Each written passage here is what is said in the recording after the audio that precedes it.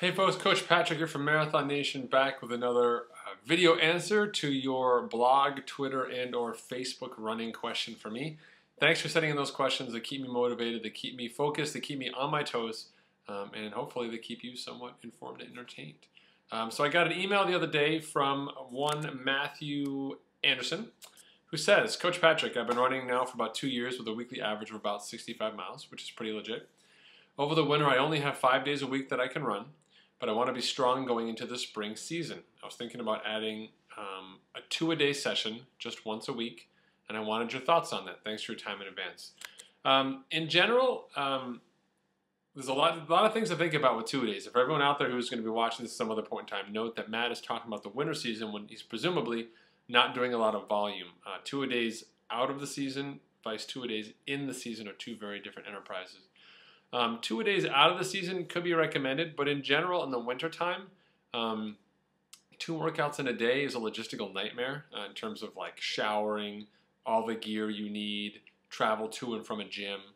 And instead, I would encourage you to think outside the box and find other ways to improve your running that don't involve doing 2 runs in one single day.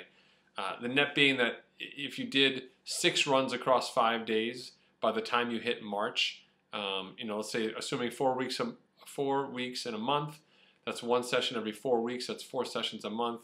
Between now and March, or now and April, let's say 5 months, that's 20 extra runs. Are those 20 extra runs on the same day as another run really gonna lift your game? I seriously doubt it. Instead, what I would say to you is, instead of focusing on 2 runs in a day, figure out how you can either extend one of your runs, so do a slightly longer run than you might otherwise do, particularly if you're training for an earlier season race, like a June or earlier, say, marathon. You may want to make one of your runs like a 75, 80, or 85, maybe even a 90-minute kind of rambling, more endurance-focused run than high-quality run, just to kind of have that baseline fitness rolling throughout the winter. That's always nice. If that's not up your alley, then perhaps what you can do is complement one of your workouts in your overall running scheme by doing it at the gym, which is on the treadmill, not so much fun. But you can do some strength and or core work and do a lot to build sort of internal stability, so that as you're running and starting to add miles later in the year, when you start getting closer to your race, you'll be able to do so and not see the same deterioration you would have in terms of form and or technique. And that could also go a long way to improving your running. You may also want to investigate cross-training opportunities for you as well. Doing things like a spin class, which is not necessarily running, is a great workout. It's a killer workout depending on how you do it.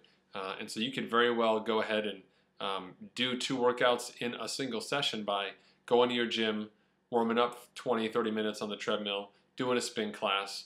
Boom, you got your run in, you got a bike workout in, you had a bigger day, like a 90-minute day, without needing to do 2 separate sessions. Now, all of that said, if doing 2 separate sessions is no skin off your back because you live in Fort Lauderdale and it's always nice and you could, do whatever you want, you work from home and yada, yada, yada, all that's really good. You can do 2 sessions a day, but really one of those sessions needs to be very quality focused in terms of technique and really low on the intensity. So we're talking about cadence, doing strides, foot turnover, excellent form, perhaps on slightly softer terrain. If you can't do a treadmill or a soft track, maybe a nice grassy field or some wood chips, something like that. But you definitely want to avoid doing 2 hard sessions in a day, or a hard session on one day, then a double session the next day. So please take to heart my options for you in terms of either extending 1 session for an early season race or adding some gym work in, like core and or some functional strength type work to boost your running strength and complement the work that you're already doing. Guarantee that you can do that properly over the winter. You'll set yourself up well enough that when the miles start piling on in race season next year, you'll be ready to rock. Good luck, Matt, and everyone else. Take care. I'll see you folks later. Coach Patrick from Marathon Nation signing off.